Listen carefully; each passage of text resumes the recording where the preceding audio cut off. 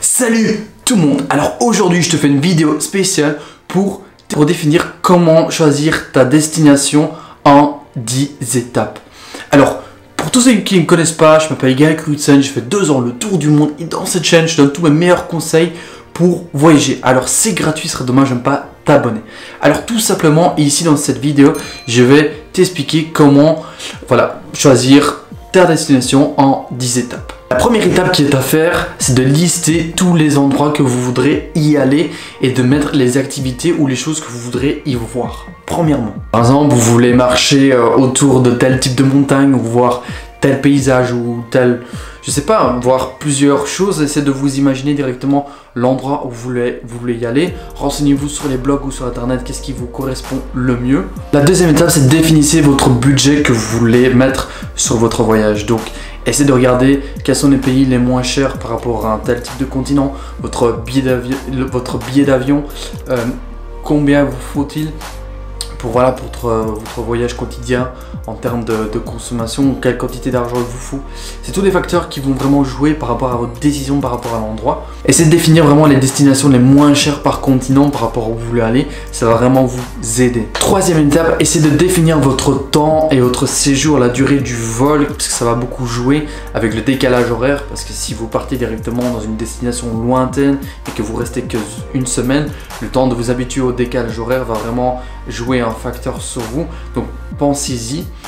Et aussi le temps d'adaptation par rapport à votre corps, par rapport à ce décalage horaire qui est vraiment très important, et la durée de votre séjour qui va affecter directement la différence du décalage horaire.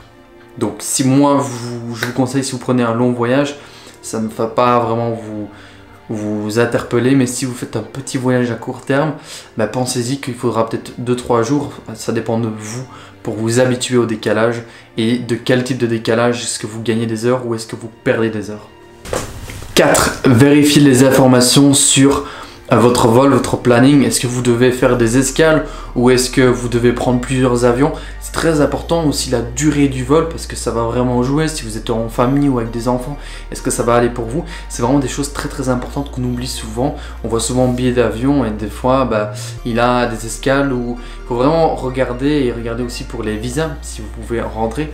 Donc pensez-y de regarder ces points-là qui sont très importants. 5. Regardez aussi comment est la situation dans votre pays.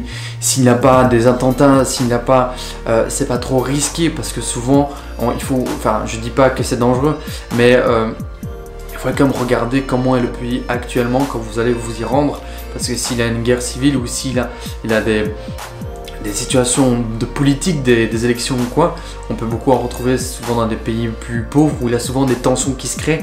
Est-ce que c'est le bon moment pour y aller ou pas? Donc renseignez-vous par rapport à l'actualité du pays en question, et vous allez vraiment pouvoir vous distinguer que ce pays-là est plus intéressant ou pas. 6. Vérifiez le climat et le bon moment pour y aller. Alors c'est quelque chose qui me paraît logique, mais souvent on pense que si vous êtes en Europe, que c'est l'été ici, peut-être que dans le sud ce n'est pas le cas, parce qu'il a l'hémisphère nord et sud qui fait que quand ici c'est l'été, dans le sud c'est l'hiver.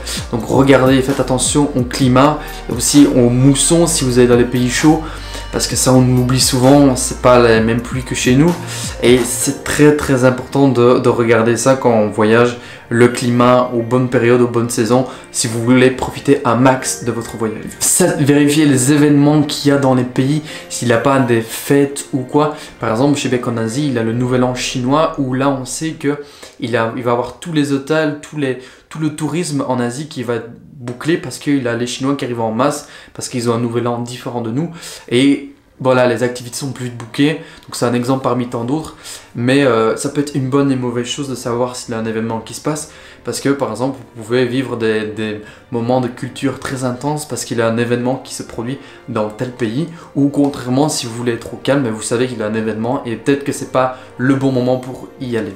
8. Vérifiez par rapport à votre visa. Donc il faut regarder que si en fonction du pays où vous voulez aller, si vous faites une demande de visa, combien de temps ça va prendre, parce que sur certains pays des fois il y a des demandes, des procédures à faire qui sont longues.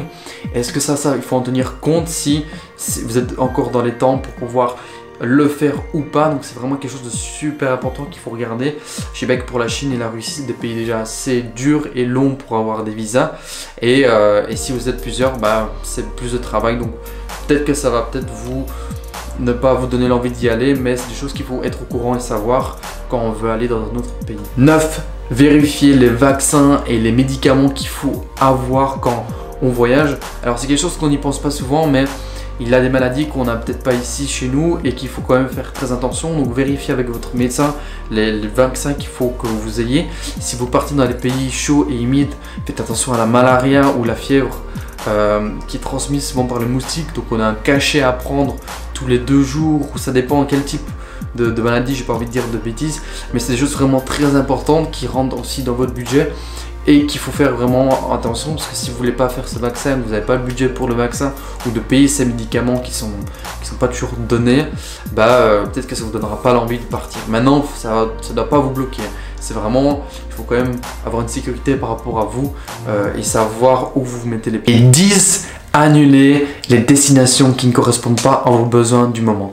C'est vraiment quelque chose de très très important, parce que vous devez vous dire que maintenant, je ne sais pas combien de temps vous voulez voyager, mais si vous voulez voyager sur un court terme ou quoi et que vous n'êtes pas dans le besoin vous n'avez pas l'envie de faire ça, bah, tout simplement supprimez les pays qui ne vous intéressent pas, et ça va vraiment permettre de pouvoir choisir ce que vous voulez faire par rapport à tous ces éléments-là et vraiment de choisir le pays qui vous correspond. Donc cette vidéo a pu t'aider à pouvoir choisir ton pays et de vraiment voir les choses beaucoup plus claires à travers le monde et voir voilà, qu'est-ce qu'il faut faire, qu'est-ce qu'il ne faut pas faire quand on veut vraiment choisir une destination. Si tu as un ami ou une amie qui voudrait justement voyager, qui ne sait pas trop où et comment il devrait s'y prendre pour choisir son pays, je te conseille de partager cette vidéo. N'oubliez pas, abonnez-vous à la chaîne pour voir la suite de mes expériences et conseils. Les amis, c'est pour vous. À bientôt. Ciao.